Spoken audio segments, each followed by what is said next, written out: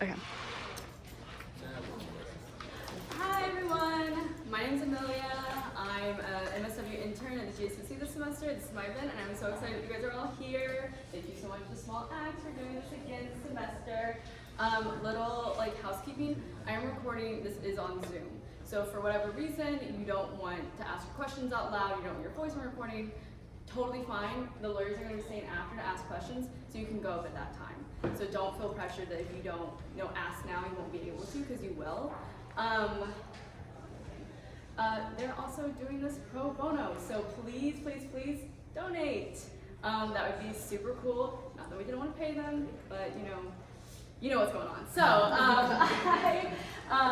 yes, please donate their time, their effort. It's wonderful. This is all consolidated information. It's going to be super, super helpful. And yeah, on the back of your packets, there's going to be a half sheet for a survey at the end. If you guys could do that after the event, that would be amazing. General feedback, kind of hearing what'd you like, what'd you not like, where did you hear about this, do you want this to return, yada, yada, yada. So just general info. Again, recording on Zoom. I'm also posting this recording on the GACC website, which is lgbt.wisc.edu, which is on your pencils. So all this information will be publicly available. Don't feel like if you missed something or you don't remember something, you can't get it back, because you can. So yes, thank you again so much to Small Acts, and I will be running in and out, so please ignore me. And yeah, I hope you guys enjoyed this so much. So thank you. All right. Hello, everybody. We are lawyers of Small Acts Cooperative. We are a law firm here in Madison, Wisconsin. We do generally queer type law, some other stuff, but we like to support folks that we love. So we're here. We are going to be going over how to change your name and gender marker in the state of Wisconsin. Just some quick info for y'all in case you are interested in knowing how long this is going to happen for. I'm going to try to keep this presentation around 45 minutes to an hour, and then afterwards we'll stay until about 7:30-ish for questions. A couple of us might have to run out before that, but we'll try to have somebody here until 7:30. If you have questions past that, I'll leave some of my business cards out here. You can either take one of those and shoot me a really quick email, or go to our website, smallacts.me.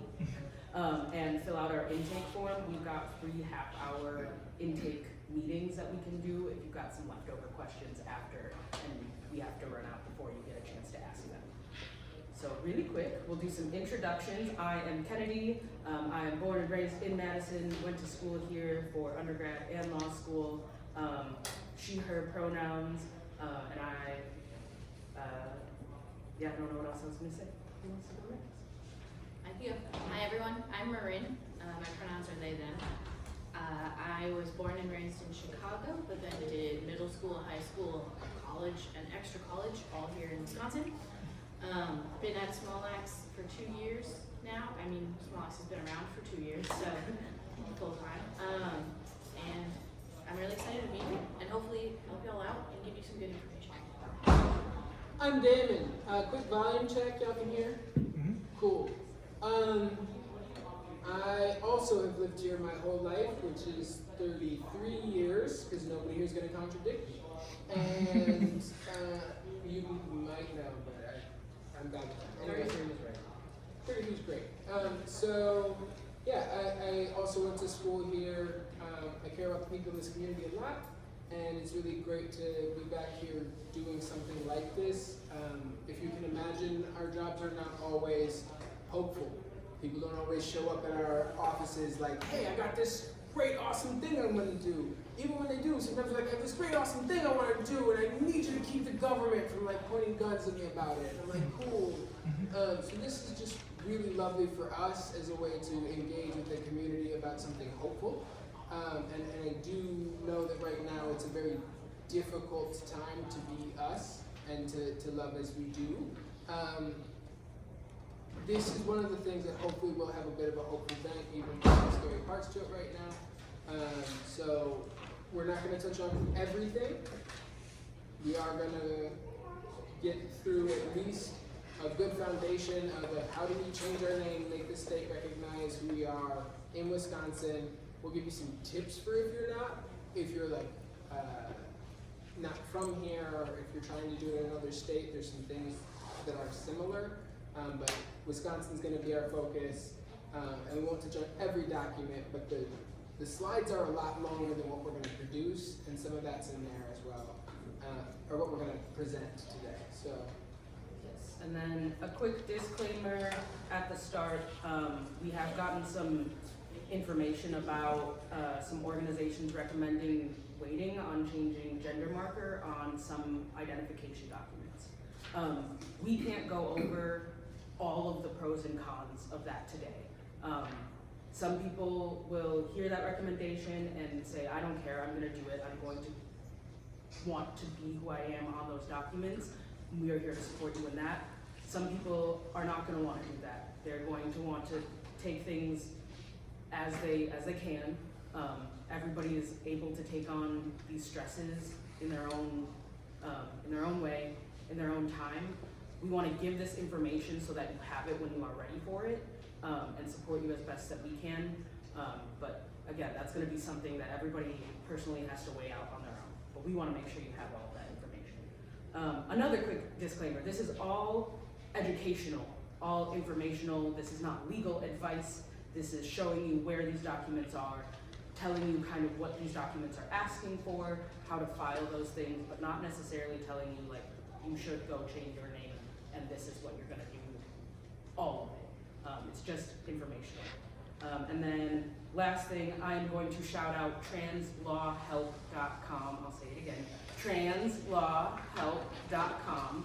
They are my favorite resource. That is what I used a lot when I was putting together these packets. They are an amazing resource. They have a packet that walks you through everything that we're going to walk you through today, and again, a very conversational tone. So if you miss something on there, you've got the packets, but they are also a great resource for all of this information. So a content overview. We're going to go over some reference information, so that's going to be the laws surrounding this kind of stuff. We'll go over the name change process in pretty specific detail. And then we'll go over the gender marker change process. It'll feel a little more vague because court processes tend to be similar to each other no matter what it is, or if you're like, this is small law stuff, so it's kind of all follows the same process. And then we'll go through some information about updating certain agencies about gender and name changes. So first things first. Statutes. The word statutes means laws in Wisconsin, so we might use them interchangeably here. We just like to make sure people understand that right away in case we say statutes. People aren't thinking we're saying statues. We're talking about the laws here. So on that note, a few Wisconsin statutes at play. These are some of them that are involved. This is what judges are getting their information about what are the rules when you're going through these processes. This is what gives us all of these forms that are in your packet and tells us how we go through the process.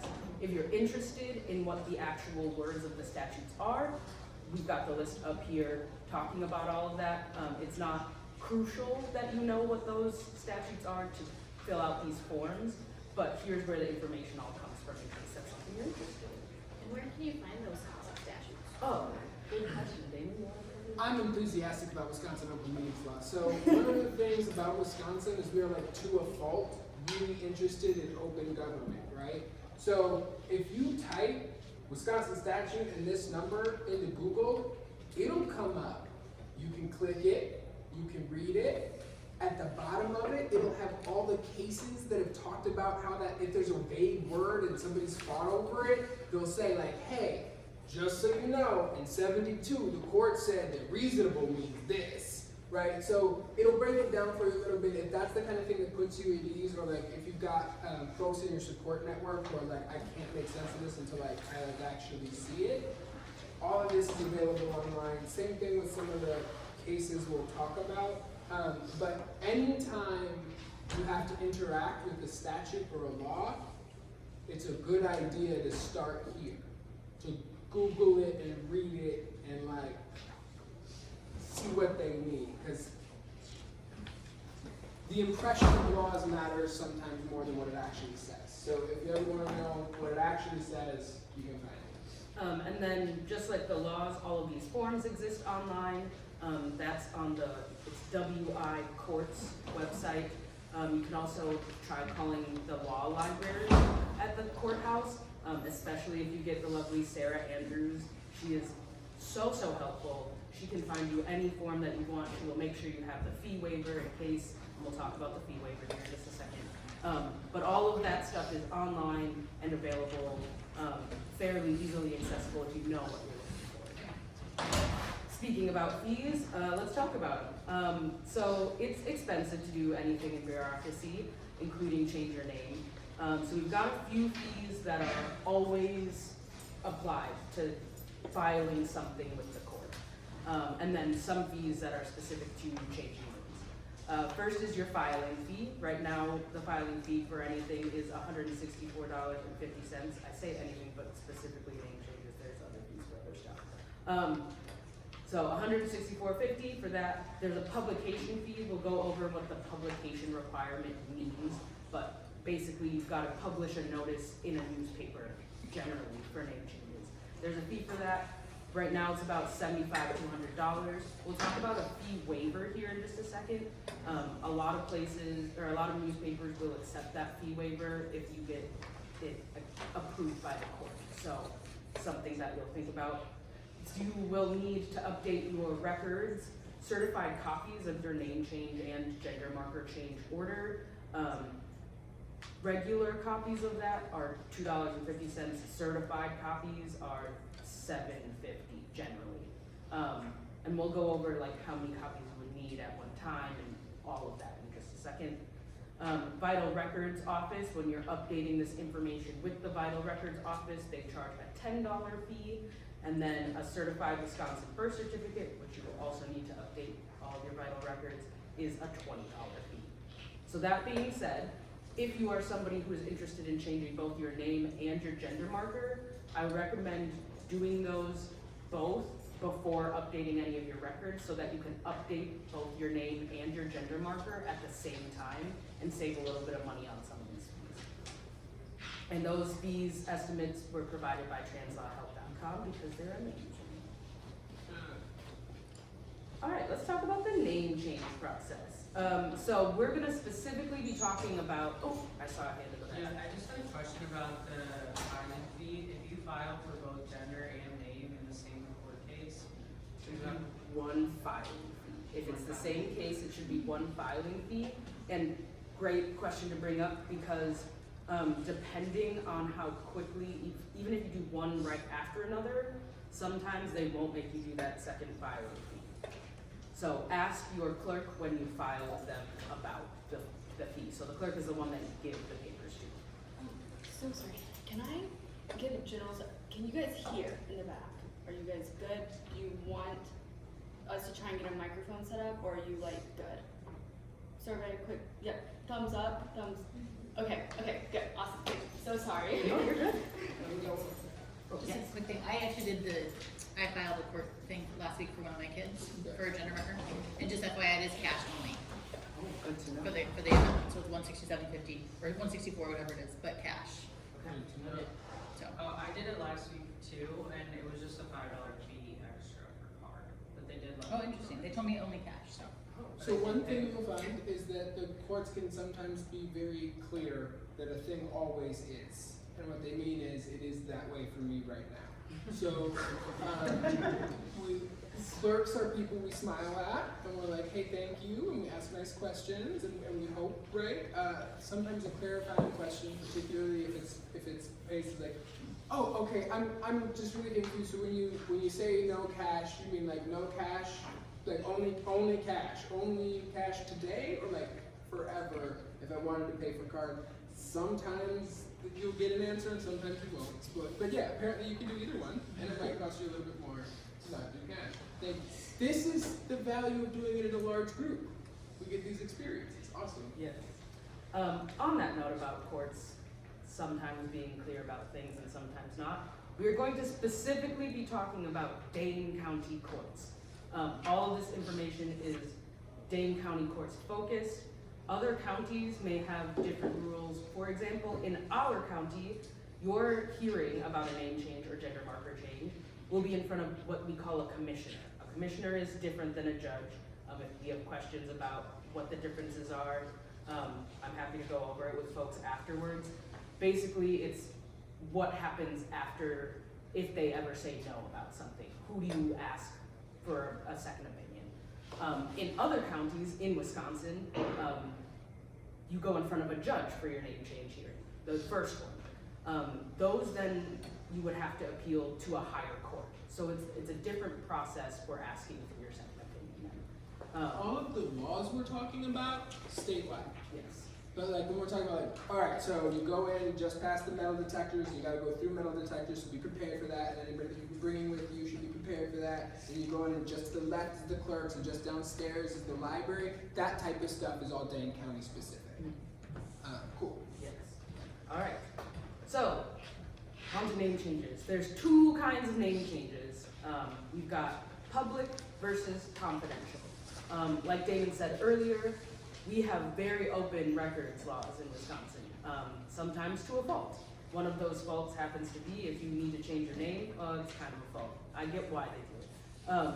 If you need to change your name, you have to publish a notice of your hearing in the newspaper for 3 weeks. And it states when your hearing is, where your hearing is, what your name is, what you're gonna change your name to, and where you live, which is a little scary in the current climate.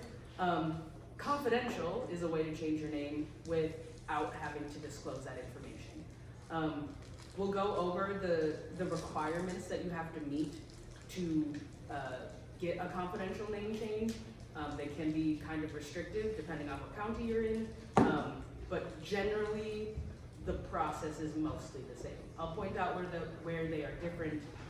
The forms that are pictured in these slides are probably going to be from the public name change, but yes, and I do not believe there is a way to change your gender marker confidentially, but I also don't think there's a publication requirement for that one. And it's kind of like a cake frosting situation.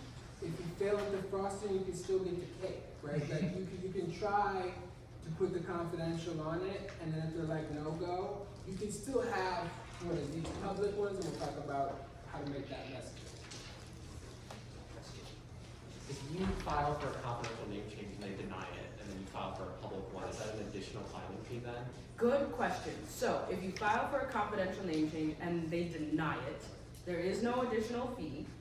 In fact, at that hearing where they deny the confidential name change, they should, and you can ask, that they tell you about whether you will be getting a new notice for your next hearing, or if they can tell you that day.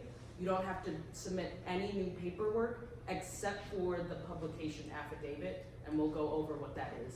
And they will schedule it out with enough time for you to go get that publication requirement met.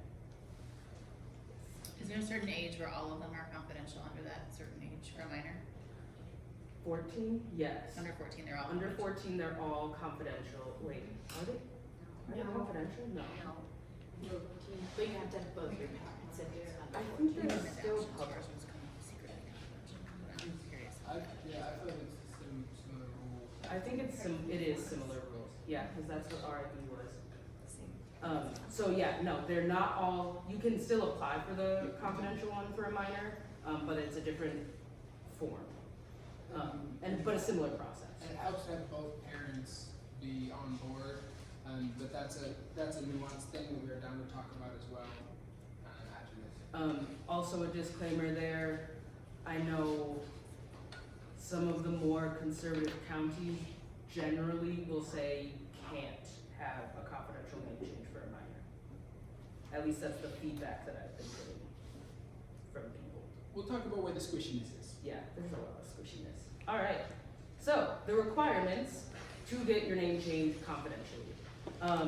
This is the statutory language right here that we've got. You must prove to the court by a preponderance of the evidence, and I'll tell you what that means in a second, that the publication of your name change could engender or endanger you And that the petitioner is not seeking a confidential name change in order to avoid debt or conceal a criminal record. So let's break that down. Preponderance of the evidence is what we call the standard of proof.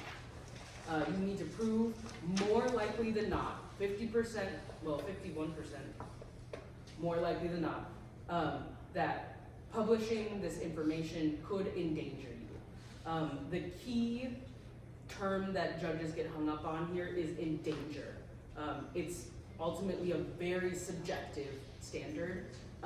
There are some judges in Dane County that will just assume that if you're asking for it, there's something going on that could endanger you, and they will grant it without really even asking about it.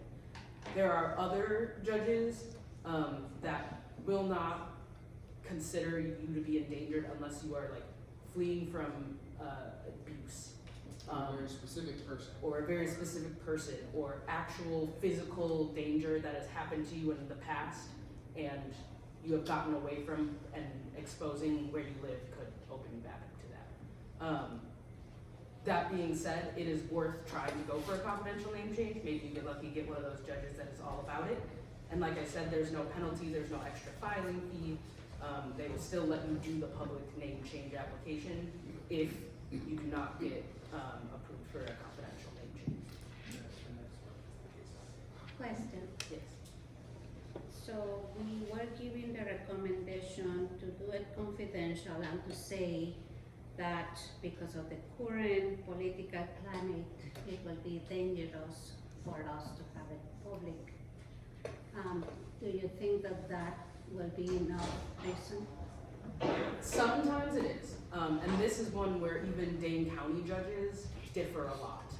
There are a lot of Dane County judges that fully will take that and agree and say, yep, that is a great explanation of why. There are some Dane County judges who will not accept that.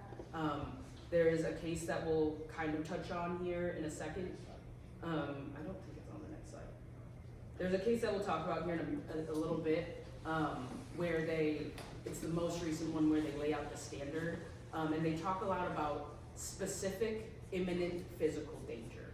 And some judges take that as like a very, very, very strict requirement.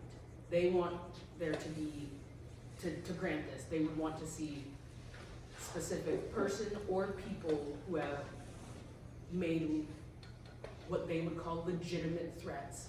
So not even just like people on the internet even. Like they want specific people that you think would be able to find you only because your information is out there, that are making specific physical threats that are imminently like they are going to happen.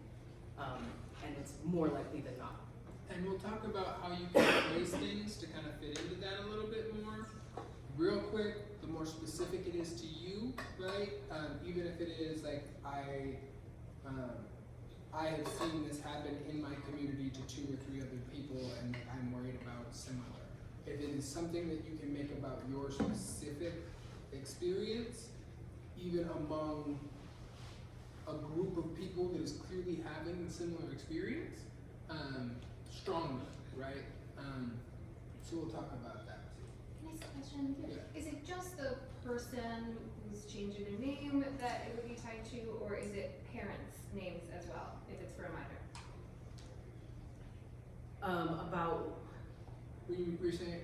So when you have to post this publicly, do you have to post the parent's name and the child's name? And then when it is, or if it is like in the court system and someone Googles my name, is it gonna show up? it should just be whoever's name is getting changed.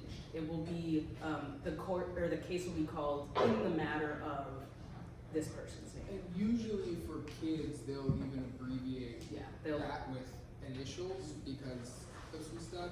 At least in other court cases, that happens quite regularly. So, but that's another note. Then we can take a look at that statute specifically after this one. That'd be good. okay. Cool, who can file a request for a name change? Oh, we've got one question. Can you repeat the questions? Yes. Because I can hear you, but I can't always hear people. So can you just repeat questions? Yes. The last question was about if you file a confidential name change or a regular name change for a minor, whose information gets put on like the case, and it is usually the name of the person who is having their name changed, although oftentimes they will abbreviate that for minors when we're talking about the CCAP online posting that we'll get to. Cool. Okay, who can file for a name change? Basically anybody. There's a few situations where they might not let you change your name. That is if you have to register on any sort of registry for a crime that you may have committed, or if they determine that they think you're trying to avoid any debt that you owe. That's part of why there's this publication requirement. They want debtors or creditors to be able to find people that owe them money. If they determine that you're trying to change your name to try to get away from that, then they might say that you can't. And note that having debt is not the same as dodging debt, right? So another way we can deal with that is like if I have been in communication with them that this is the thing I'm going to do, and this is like there are ways that you can still massage that standard too. And then we also went over who cannot file. Here's a little tree to show, what kinds of name changes that you could potentially go for. And then I guess we'll go. And these are kind of all, this level here, there's a statute for this level, right? Like there's confidential and and public, and then there's like 14 years that is kind of cut off as far as like there's an adult process and that. All right, so let's get into the process here. Here are the major steps. You gotta fill out the forms. You gotta file those forms with the court, or with the court in the county that has your birth certificate. Publish the notice and order of your name change hearing if you're going for the public one. Go to your hearing, file your order for name change, and then I'll add another one. Update all of your vital records and your registration to vote. I'm adding that one.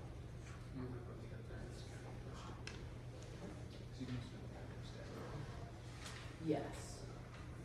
So another thing, if you don't know where your birth certificate is, or it's in a different state, or you don't want to go to wherever it is to have this discussion, the place you live also has jurisdiction to do this kind of thing. So if you establish residence here in Dane County, you can ask Dane County Court to do it, which is part of why we focus on it, is because we assume that's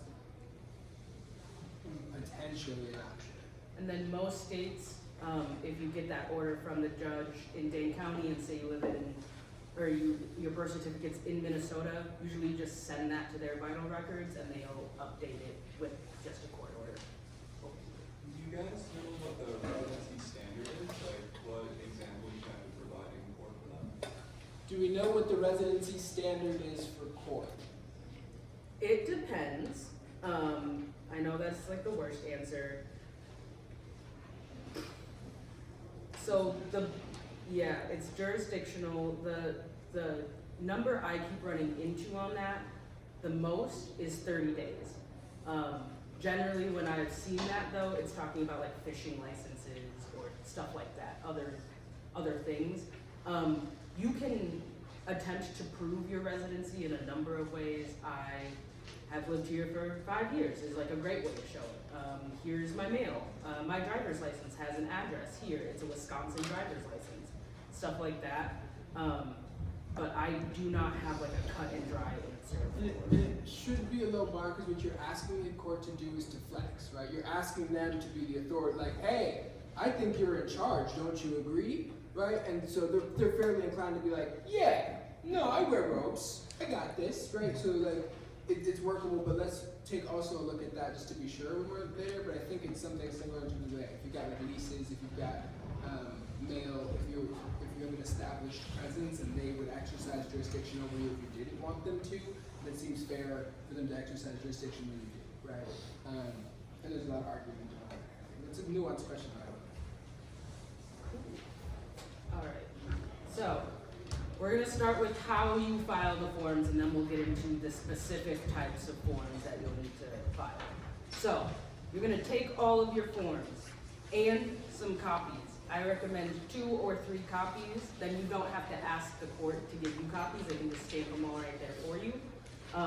You will take that to the district courthouse, that is on Hamilton Street. Yes, 215 South Hamilton Street. It's a The big Dane County triangle. Public Safety Building. It's a big triangle building, very hard to miss. You will need to bring your form of payment. It sounds like if you don't want to get told no or go back and forth, cash is the best option. Sounds like they always take cash. And an ID. Sometimes they need the ID, sometimes they don't, but again, better safe than sorry. What counts as an ID? Great question. For sure, a driver's license. Any passport should also count. State issued, like voter registration card would count. If you're a student, your WIS card will not count. It won't count. Any others that are coming up? Okay.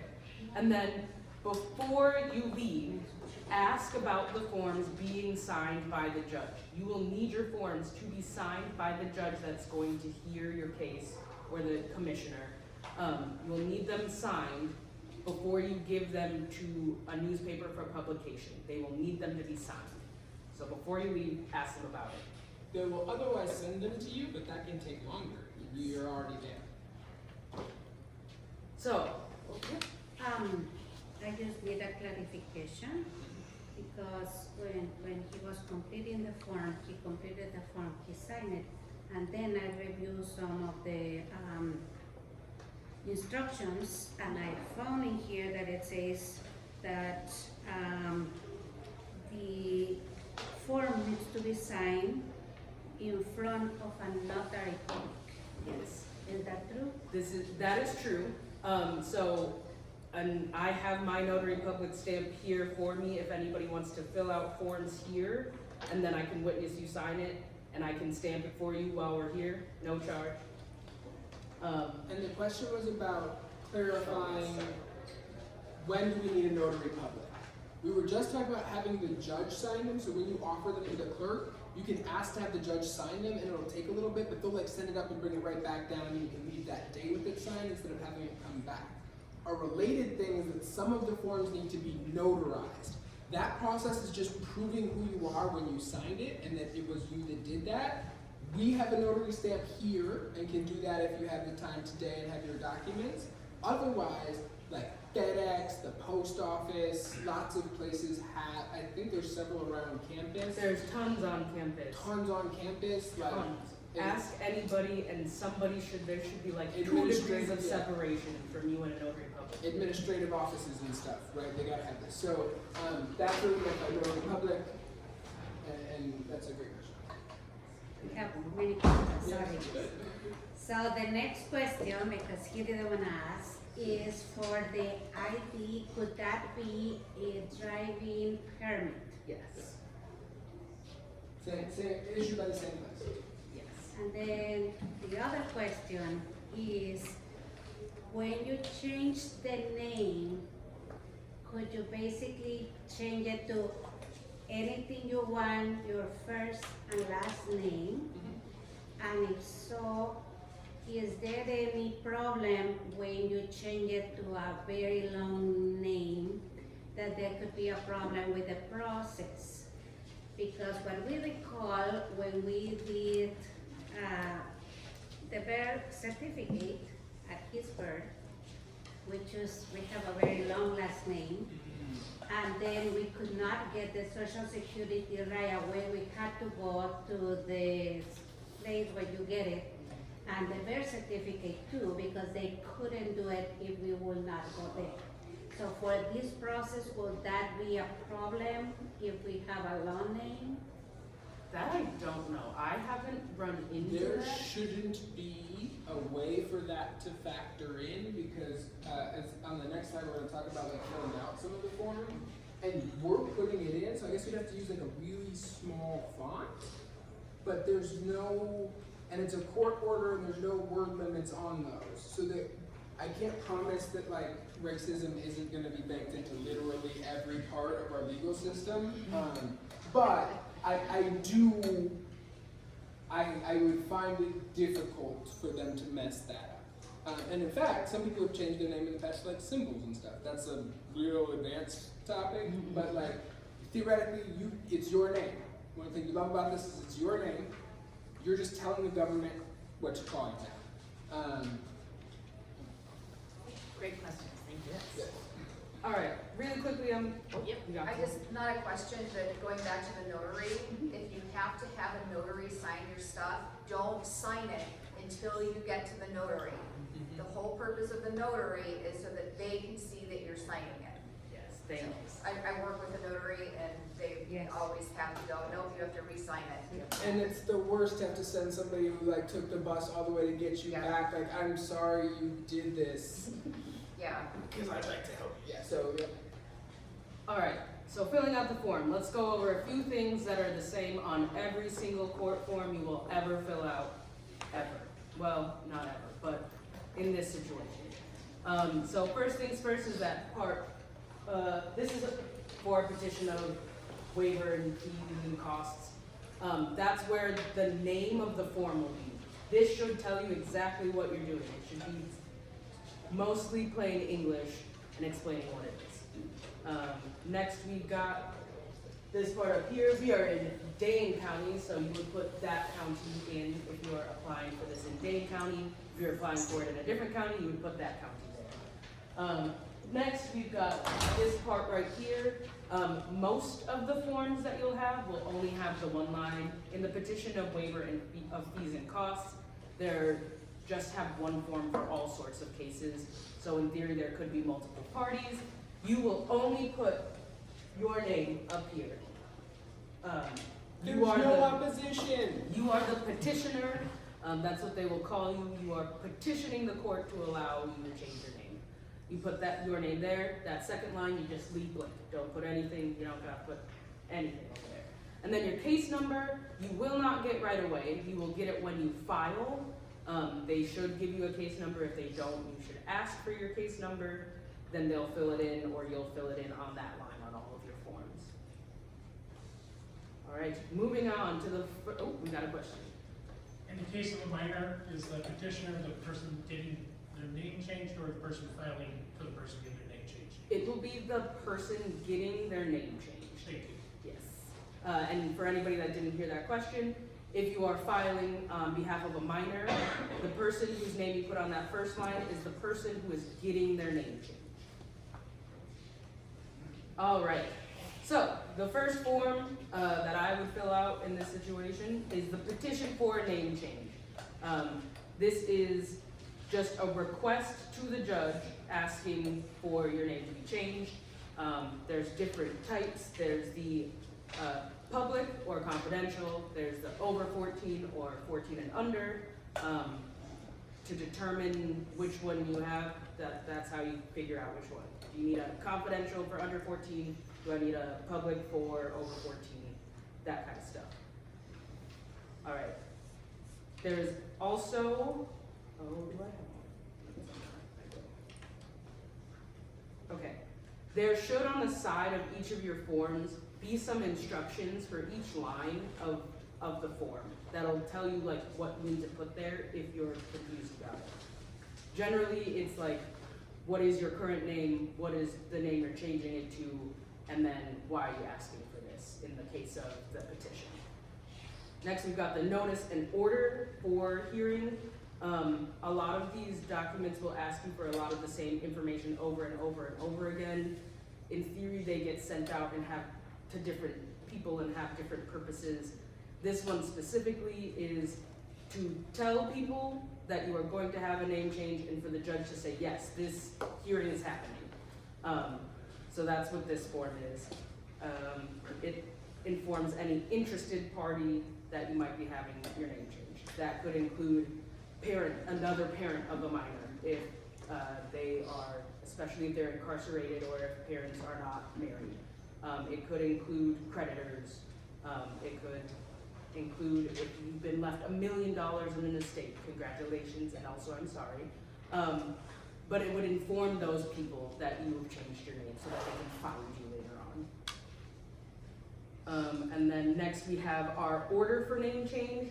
This is where we get to do some of the judge's job for them because they need their lives to be easier, apparently. This is basically the judge telling everybody, hey, this person came up and asked me to change their name and I said they could.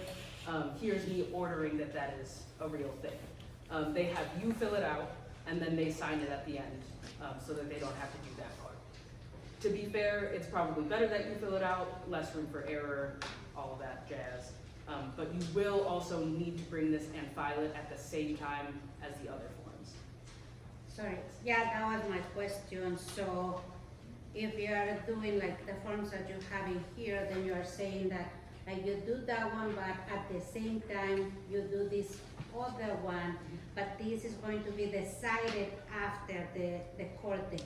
Yes. But you still have to bring it at the same time. Yes. Okay. We're setting everything up to roll so downhill that all they have to do is say yes and tell someone to affix their digital signature to this, and then we're off. All right, and then one bonus form that I'm gonna put on here is a fee waiver. Like I said, it is expensive to get your name changed. There's no penalty to submit a fee waiver. There's no extra filing fee depending on how many forms you file. It's like the instance of filing stuff, you pay one fee. This fee waiver, they'll decide it either there or sometimes they'll have to review it and they'll get back to you. But there is no penalty for asking for this fee waived. They'll look at it and either say, yep, you get your fees waived or you don't. So I always encourage people to do that, even if they don't necessarily think that they'll qualify for it. It's a few extra steps, but it could be worth it if you're trying to save some money on it. I'm sorry, I know I asked too many questions. But Go ahead. in the forms here, you have this one that says notice and order for name change, but then you also have this one, order for name change is all one? No, No. you want both, because one is for the hearing and one is for the actual name change. And But you have to do both and take those plus this. Yes. So it will be like 3 forms that we're talking yeah, about. Yes. if it seems redundant, it's because it is, and that's just weird. But yes, that's a good thing to make sure we bring all of that stuff. Yeah, so the question was about, there's the notice and order for the name change hearing, and then there's the order for name change. You do need both of them. They kind of ask the court to do different things. They ask you the same information, but in the court's mind, they're different. They're doing different things. And then other forms that you might encounter after the fee waiver are mostly surrounding if you're changing the name of somebody under 14. You have to tell the other parent about that. So if both parents are married, that's pretty easy, then it's fine. If they're not, then you have to get an affidavit signed, which is basically just a statement saying that, yep, I saw this, I'm okay with it, we're good to go. And then I think, other form I have up here. Yep, there's the affidavit and then there's the response, so. Cool. The publication requirement, we'll go over that really quickly. So, the state law requires publication of third-class notices. That means you print it in the newspaper once a week for 3 weeks. Using that notice and order for name change hearing, that's what you'll send to the newspaper. It just gives people notice that this hearing is happening. If you don't want the publication, like we said before, you've got to show good cause by preponderance of the evidence that the publication could endanger you. And at the bottom there is the link to the actual court case that is binding on Wisconsin court that talks about that. They did not get granted their confidential name change, but that doesn't mean that we can't learn from it, right? A lot of what we do in courts is storytelling. So what you want to do if you have an adverse court case is what we call distinguishing. What's different about my situation than that situation, which means you can do something else and not be violating that, right? Because you're in charge and you do wear robes and you get to make the decision, right? So mine is different than that one because it's more specific. Mine is different than that one because it's more imminent. Mine is different than that one because it's part of how you can frame your arguments. You also don't need to write this, or to read this to get through it. And it's kind of hard to read some of these things sometimes. But if it's helpful context, it's there for you. But yeah. Cool. Next, we've got the who, what, when, where, why, and how. The who is a local newspaper. This is one more question that you should ask the clerk when you go and file your forms. Ask if there is a specific newspaper in the area that you must file it, or do the publication with. Some places there are, some there aren't. So one of those strategic things that you can do if you got denied for a confidential name change and there isn't a specified newspaper is find one that's gonna only be read generally by people who are supportive of this kind of stuff, or one that it feels safer. In Wisconsin, or in Dane County, generally they tell you Wisconsin State Journal. The nice thing about them is that they accept those fee waivers. So if you get that fee waiver approved by the court, Wisconsin State Journal also won't make you pay to publish. And then how you do it depends on the newspaper. Wisconsin State Journal specifically only takes these requests online. There is nobody at their office over there to accept any of those. So you'll have to email them. The way that you find all of that information is you can go on their website to contact us, and they should have a specific email for legal notices. Let me see if I have it. And if you use the phrase third-class notice and they don't know what you're talking about, I would probably use a different place, because this is a term of art, we call it. For them, it should ring bells. If they have the capacity to do this, they should know they have the capacity to do this, and then you're good. So if you just say, I need to publish a third-class notice, you got me, right? They'll be able to. Sorry, what is the physical location? So there's a building for Wisconsin State Journal that's right by the Alliant Energy Center, I think. There's no one that works in that building that can help you with publishing legal notices. They only take requests for that online. Some newspapers, you will be able to go to the building where they publish and ask in person for help doing that. But Wisconsin State Journal does not have that as an option. That is online. Perfect. Yep. Is there a way for people who already changed their name to retroactively make it confidential if it wasn't in the first place?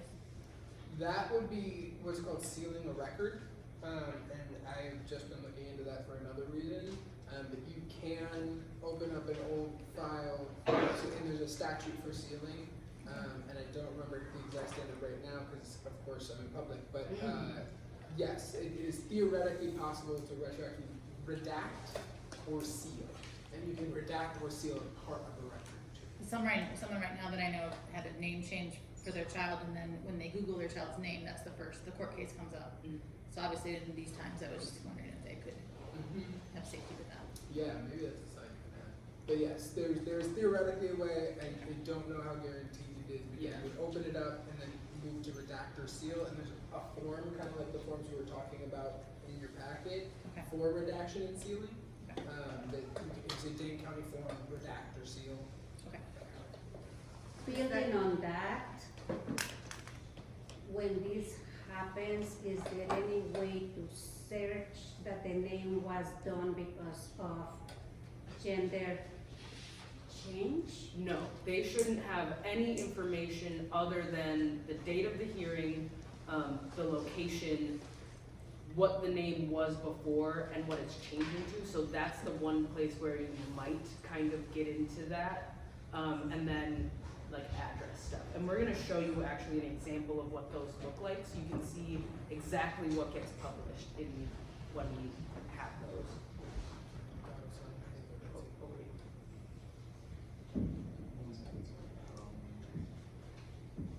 Is there like a minimum requirement of what they can publish, or is it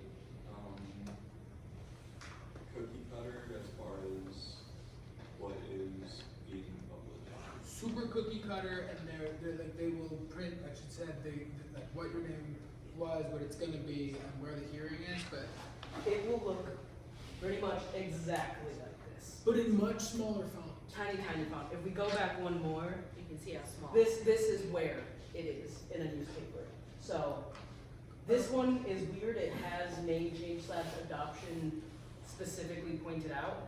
I don't believe Wisconsin State Journal generally does this. This is the Wausau Daily Herald, in case anyone was wondering. And as scary as it is to think about your information being out there, just real quick, in a room this large, has anyone ever read the legal notices section of any publication before?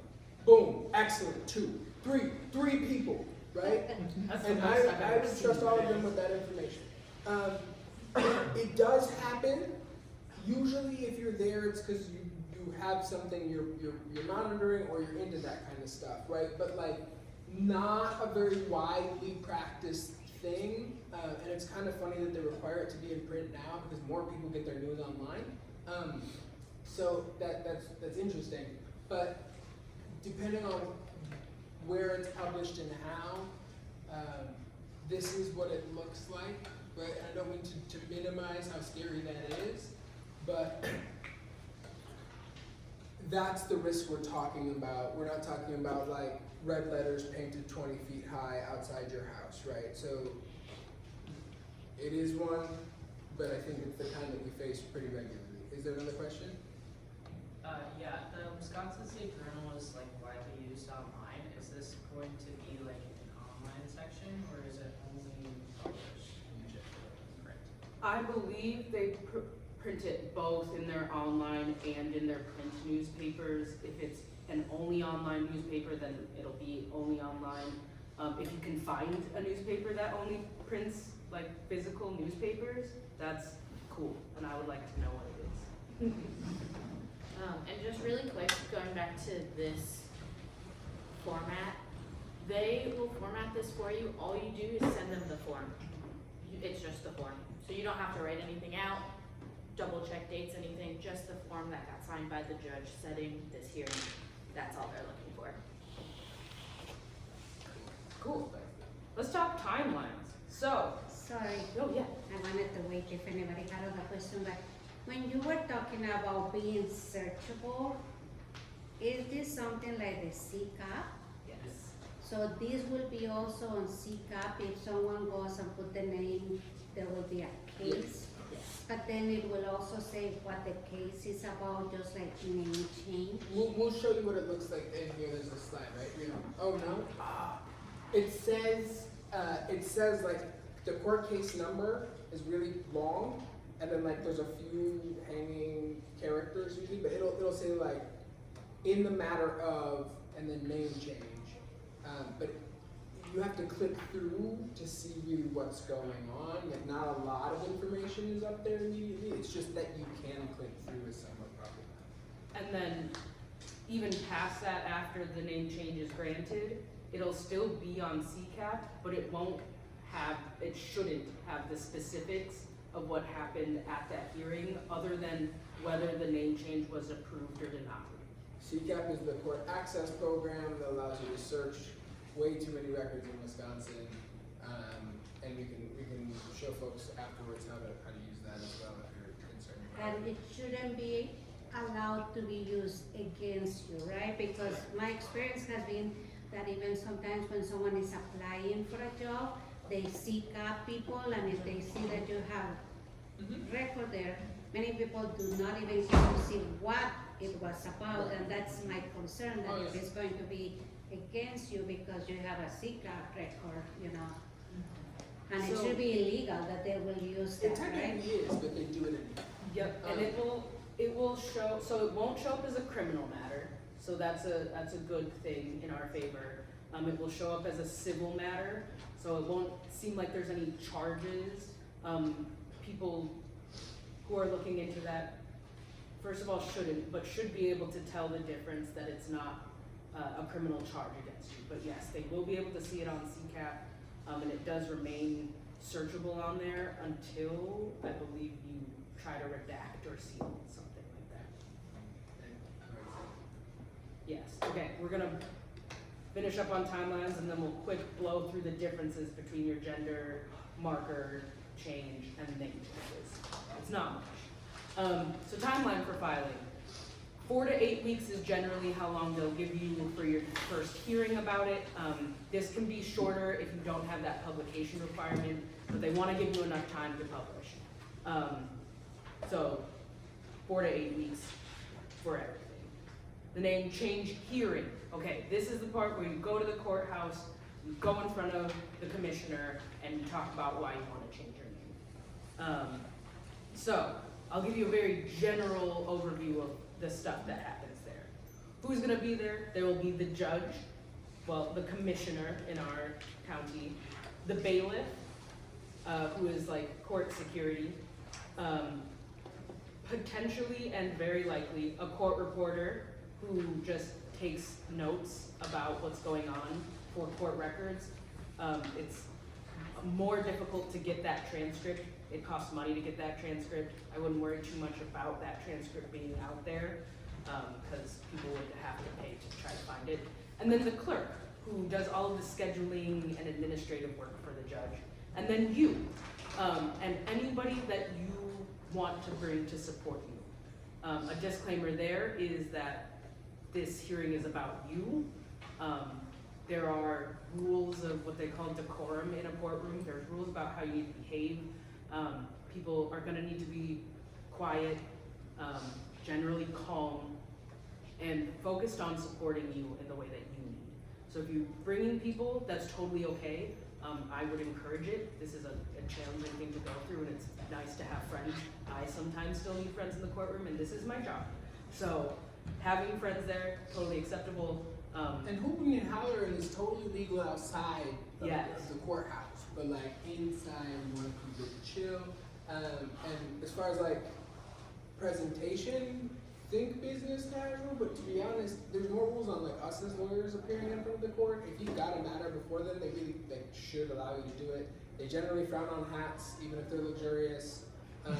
So like, think about whatever makes you comfortable. If you want to do it up to the 90s, you can, but don't feel like you got to do the full suit or nothing either. Yes. All right, what should you bring? All of the forms. If you're wondering if it's a form that you need, bring it. Be more prepared.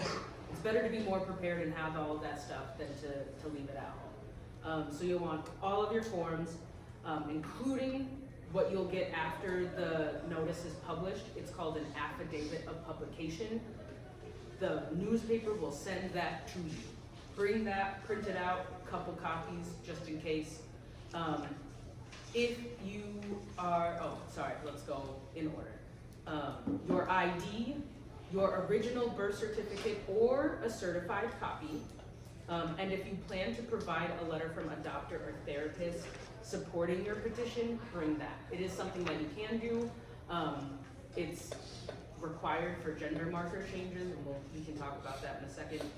But a lot of times the confidentiality stuff, sometimes it's helpful to have a therapist talk about what that imminent danger is and support you in that claim. Can I ask a question? Yeah. For the video hearing, how do I bring all this to video?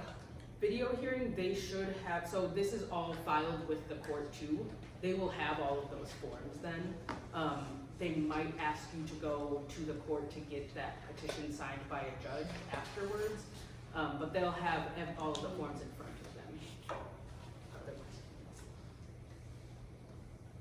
I will raise my hand. I remembered it. My birth certificate is based in Colorado. Will I need to take any extra steps? If I have it physically, I was just sent it, and so I'm wondering if there's anything else that I'll need. For your hearing, that's all you need. Okay. We can talk about how to change that birth certificate. It should be as easy as sending them the order, and they should be like, yep, cool, we know Wisconsin's a state, we'll do that. And if for some reason Colorado's statutes were better about this, that means you probably could do it there too. But like, you're here, it's probably way more convenient to do it here. So that's the thing. And the other thing I'd like to really quick emphasize about the name change hearing is if you're not doing it confidentially, you should win. You should win. Go in with the presumption that you win, because you do. Like, have the confidence of like a mediocre white man about it. Like, you win, right? There's really, the only reasons you don't is if you are hiding from creditors or you're on one of those registries. If you can show you're not, it's yours. And you can act like it from what you're kind of asking them as like a courtesy, but it's yours and you should go with that confidence. What if you have debt in some form, whether it's like with a collection agency or another organization, and you're not hiding that fact, you're letting the judge know that that is a debt that you have on record? Yeah, I would do it just like that. I would say, I have these debts. If they're, maybe call those places and say like, hey, I'm gonna go through a name change. Is there like a process with you all that I can start, right? Because if you're in those communications already, then you're like, look, I'm telling them, right? I'm in communication. I acknowledge these debts. I intend to pay these debts. I'm not running from my debts. I just have them, right? And there's supposed to be no difference between being poor and needing them to recognize your name and not. Do you need any sort of like physical evidence that you contacted these places, or is it really just as easy as telling the judge, like, I intend to tell them, or I have told them? You don't need it. Being able to speak on the process and say, yep, I'm in communication or I intend to be in communication should be enough. If somebody is willing to, on like the letterhead of wherever you owe money, to say, yep, we have been in communication, we do know that they're going through this process, we have talked to them about the steps, whatever, super helpful, bring it, that's another option to prove. One thing I will say about all of these extra forms and letters that I'm talking about, if it's a public name change, those do become public record. They're not necessarily searchable on CCAP, but somebody could file a public information request and ask for that information. So just, if you're bringing something that has a lot of, especially personal information, keep that in mind. And again, the standard's gonna be more likely than not that you're gonna have to show that you're not avoiding the thing. Your word is evidence, right? It is evidence. Bringing those extra things also counts, right? So the more of it you have, the better. But like if you can say, and also like there's security, social security numbers, ITINs. Like if you owe money to UW, they're not gonna let you slip because you changed your name, right? So you can argue from there as well, but those things do happen. All right, we gotta move fast. So, you'll be able to find when and where your name change, when your hearing is on those court forms. They should tell you, you can ask the clerk when you file, where in this county, the district courthouse, the room number will be on there. There's also some nice little screens when you get there. You can search up the case number or your name, and it should tell you there. The bailiff should be able to, or any of the security should be able to point you in the right direction. Yeah, cool. Confidential name change hearing, this can go a bunch of different ways depending on if there's a commissioner in right now or if you're in a different county. They will, so at a public name change hearing, they'll ask you why you want to change your name. You don't have to say anything other than what you just put on that form. You can expand on it if you want. Translawhelp.com has some really nice suggestions for what to put there. In a confidential name change hearing, they're also gonna ask you about that, probably, ask you about that endangerment standard. So be prepared, if it helps to practice it in front of people. You can have it written down in front of you if that's helpful. But that's the big difference between those two, is they're gonna ask about that endangerment standard in the confidential hearing, and in the public hearing, they'll ask you if you have your affidavit of publication. If there are no objections, congratulations, your name is changed. The judge or the commissioner will sign the order of name change, and they will tell you about the outcome of that hearing that same day, that you will have an answer immediately. If you're doing a confidential name change, you will also have a decision that day. After that, you can go to the clerk's office. If that order gets denied, you can ask, how do you appeal this? Or you can ask, what are my next steps? How do I get a next date for the publication option? Then you're gonna want to purchase copies of that order. They will need to be certified copies of the order in order to update your vital records. words. So ask them about that. If you don't remember the exact words I'm saying, say, I need to update my identifying documents and I know I need copies of this. What kind of copies do I need? They should be able to tell you. Generally, the people in that office are very nice and helpful, so. Question about that. You said that when we do our documents, we should make copies when we go first. But those copies are not the copies you're talking about now. Correct. So at the beginning, when you are filing your name change, I said you should make copies. So the court needs a copy of the documents. They'll have it on file, but I always like to bring an extra in case the judge doesn't have it in front of them. It's really nice to just be able to go, oh, I've got an extra copy. They love that. They love that. You want a copy for your records, and then you will need a copy for the newspaper. So, and they all need to be signed by the judge, so that's why I said bring a bunch of copies, because then you can get them all stamped and signed on that same day. You won't have to ask the clerk for copies when it gets filed, because those copies also do cost money. The certified copy that I'm talking about afterwards has to come from the courthouse. It can't just be your own photocopy of the order. It's gotta come from the courthouse. Those cost a little bit of extra money, but yes. And do they do it the same day? Yes, it'll be the same thing. So, the courts only maintain the court orders for 7 years. After that, the only way to get a certified copy would be through your Register of Deeds office, only if you recorded it in the Register of Deeds office. Okay. Noted. So, and it actually gets filed similar to like recording a mortgage. Okay. There's a $30 fee, and then it stays in the system, but then it becomes searchable. Okay. Inside, while you're in the Register of Deeds office, somebody can search for that record. That's great to know. Which also means that if you're trying to change your stuff, that's your best window to do so. Yeah, 7 And years. the vital records and the Register of Deeds office, same office. And you can do it right away? Yeah, as soon as you have the court order, when you're changing the court certificate, record it right then. But you're talking about sex change.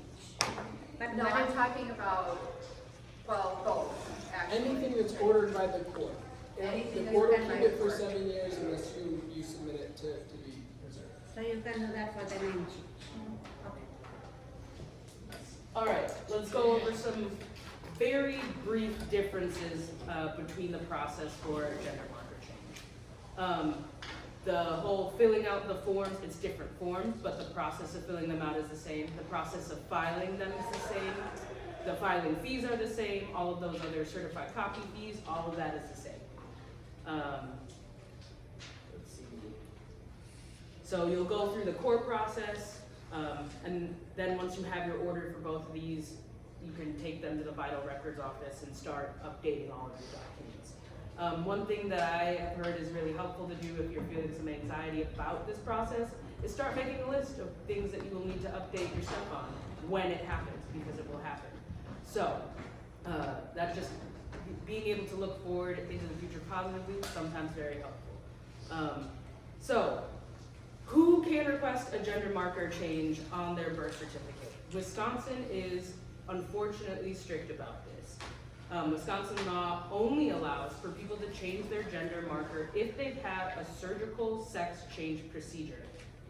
Talk to your healthcare provider about what that means, and if they can give that information, there might be some creative ways that they're able to say that you meet that requirement. So having that conversation with them, they're gonna have to write a letter either way, so you're gonna have to talk to them about it either way, but talk to them. Currently, there is no X marker on Wisconsin birth certificates. I don't know how much that will change. I have seen one concealed carry license with an X gender marker on it for Wisconsin. That was pretty cool. But I don't know how that's all gonna work here in the next few years. So the forms you'll need for this are very similar to the name change. You'll need the petition for gender marker change and the order on the petition for gender marker change. There is no publication requirement for gender marker change because it doesn't matter what gender is on your documents, your creditors and debtors, or creditors can still find you, if they know your name. So, you will also need certified copies of your current birth certificate. You will need your notarized letter from your surgeon or physician. And then this one's important. DHS form 5035. It is the report of order to change name and sex on birth certificate due to surgical sex change procedure. This packet, or this form, is not readily available online. You have to contact the Vital Records office to receive this form. Translaw Helps packet has an example of what that form is, but it changes. So you have to contact Vital Records to get that form. And then, of course, the fee waiver.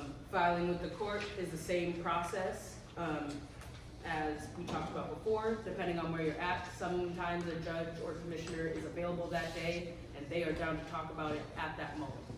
So when you go to file, make sure you bring all of the stuff in case that is the situation. Other times they'll schedule your hearing.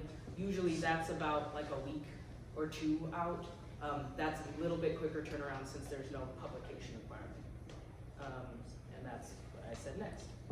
And then the hearing.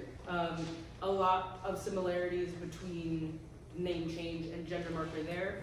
A note that I forgot to bring up with the name change, to get into our courthouse and most courthouses, at least in Wisconsin, you will have to go through a metal detector. Keep that in mind for when you're dressing and getting ready. Some places have a little more strict, some are a little more relaxed, but generally the amount of security is less restrictive than TSA per se, but more restrictive than your house, obviously. Maybe, depending on where people go to school, along the same lines of trying to check your child out from classes. The hearing, yep, they'll just confirm that you meet all of the requirements, you filled out the forms correctly, you have that doctor's note, and then they will give you again an answer that day. That day, once again, you'll want to purchase your certified copies. It sounds like you might want to purchase a little extra just in case something down the line you need it. And if you intend to update your Wisconsin birth certificate, you must have the clerk complete that DHS form 5035. Next, we'll talk about really quick vital records. When you're trying to update them, you'll need, for your changing your name, you will need one certified copy of your order of your name change. For non-confidential petitioners, you will need DHS form 5021, which is the report of the legal name change. Again, you'll need to contact Vital Records, bring it with you to your hearing, have the clerk fill it out. And then if you're a confidential petitioner, you will need DHS form 5021C.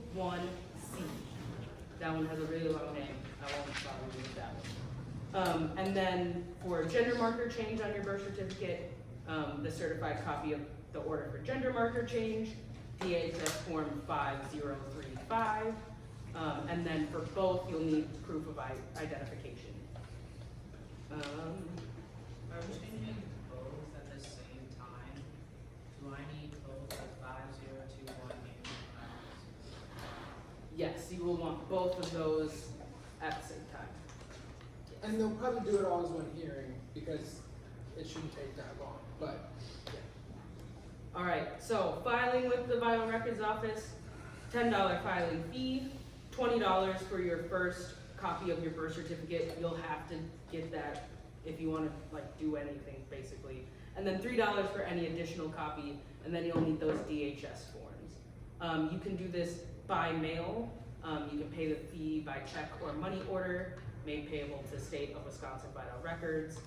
And then there's the address in case you need it. And then you could also go in person at the Vital Records office of Wisconsin. This has 1 West Wilson Street, room 160. You'll need to pay Oh, here it says you can pay by check or money order, or you can pay by debit or credit card. And then you'll need all of those forms again. Yes. At the same time, could you file for and get your new copy of your marriage license? Your driver's license? Marriage license. Marriage license, oh. You should be able to. I've got a slide here if you want to quick go over marriage licenses with me after this. I've got a slide specifically on that. So, you got your name or gender marker changed. What do you do next? I recommend you go to translawhelp.com. They're amazing. I don't know if I've said this before yet. But they have, in that same package that I've been talking about, all of the information on how to update all of your records. Everything you could possibly need to update should be there, with the exception of like some school stuff. They have a ton of information. But generally, social security card, you don't need to change. Oh, I don't know what this is saying. Oh, so to change your name on your social security card, you need either your amended birth certificate, the court order for the name change, if you're a tribal member, a tribal document, or a certificate of naturalization showing your new name. That should be free. But again, I've got some page numbers from Translaw Help. Passport, this is one where folks are saying maybe you should, maybe you shouldn't update gender markers. That is up for you to decide. But if you got it, you'll need a certified copy of the order. You'll need a new passport photo. Your most recent passport, if you have one.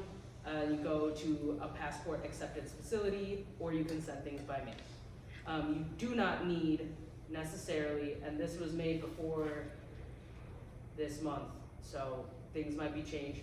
Previously, you did not need to match your ID with your passport. I don't know what they'll do now if that is the case. So, potentially check out Translaw Help's website. They might have a lot of information about that because they're awesome. That takes about 4 to 6 weeks, or you can get it expedited for 2 to 3 weeks. It's an extra $60. Usually the general cost is $165. However, you can have any name you want. Yes. So you can change the name, but you cannot change the gender, right? But the name, at least it will be a different name. You haven't seen anything, and I think it would be really difficult to enforce not changing names on passports, because people change names for a lot of reasons, and it would be a disaster. I mean, it's already a disaster, but it would be more of a disaster. So yes, changing the name should be good to go. We aren't seeing any like warnings about that. It's the gender that is getting a little dicey. And then Wisconsin driver's license. This is the last one I'll do, and then we'll wrap it up because it's very late. You must update your information with the Social Security Administration before you update your driver's license. It might be easier to update your passport than it is to update your driver's license, because a passport can be used as a supporting document to update your driver's license. But you will need to bring a certified copy of that order of name change or gender marker, the updated birth certificate, or an updated social security card, or an updated passport. There are some other options. They're like very specific. They're on translawhelp.com because again, they're amazing. And then there's a DMV site where it kind of walks you through the process in case you've got questions about And it. if any of you are getting professional licenses, that kind of thing, like I have a different name I practice law under, you have to go to that specific professional license and tell them.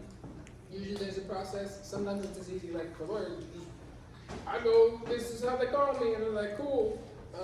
It took like 3 minutes. So yeah, sometimes stacking those and knowing like which ones you can deploy for serotonin when you need is nice, because it's a long process to get it all done. All right, and then just really quick, these are all of the places that I got my information. So I'm gonna leave those up there in case people are interested in those. And then, do you have a question over I was just gonna say that I recently, just so everyone has support with them when they're even filing papers, I I recently took my child to get the gender marker changed, the name has already changed, and the Dade County clerk started asking questions about the surgeries that have been done. Like literally to the child in front of people at early waiting, so just be prepared for pretty adverse. I don't think it would have happened in December. It was very clear, like, she was comfortable with asking questions about surgeries and that kind of, just be ready for that. That's really disheartening and something Yeah. that we will be sure to Yeah. warn people about on the next ones too.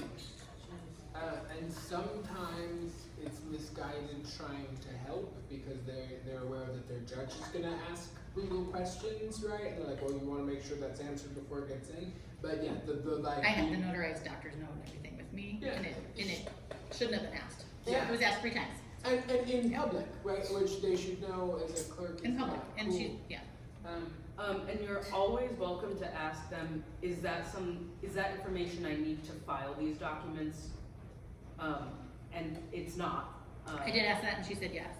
She said Yes. HIPAA though, like that's a Oh, she doesn't believe in HIPAA, we talked about that too. Okay, cool. Oh, well, okay, so that's just a Yeah. very. In this situation, she doesn't believe in HIPAA, so. Yeah. Yeah. But yeah, feel free to say, is that required for this? And if they say that, push back. This is why it can be helpful to bring other people with you because, gosh, going through that alone does not sound like a good time at all. Which is, I think, a last note.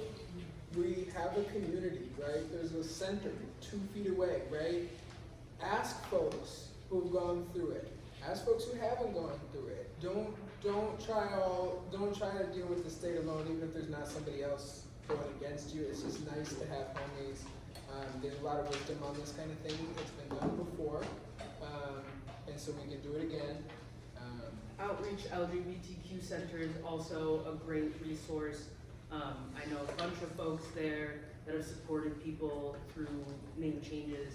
They are very kind, very caring, very welcoming, very informed, and they know how to help people. Like, I'm good at showing people forms. I have not been through this process myself. I've helped some people through it, but there are people there who have gone through it themselves and are willing to share a lot about their story and help you through some of those more personal aspects of it. So yeah, use your community, use your resources that are there. They desperately want this for you. They want to support you in it. So reach out to them, let them help. Cool. All right. We'll be here for a little bit for questions, if anybody's got some more, and I'll leave my card on this table here. We've got a donation box. If you like this information, we try to share this with a lot of people on an as-need basis. So sometimes we do it for free. If you're willing to support, we love it. Not required at all, but we thank you all for being here as well. And we wish you a ton of luck on this journey that you're going on. Yes, thank you guys again so much. Little reminder, there is a survey on the back. If you guys could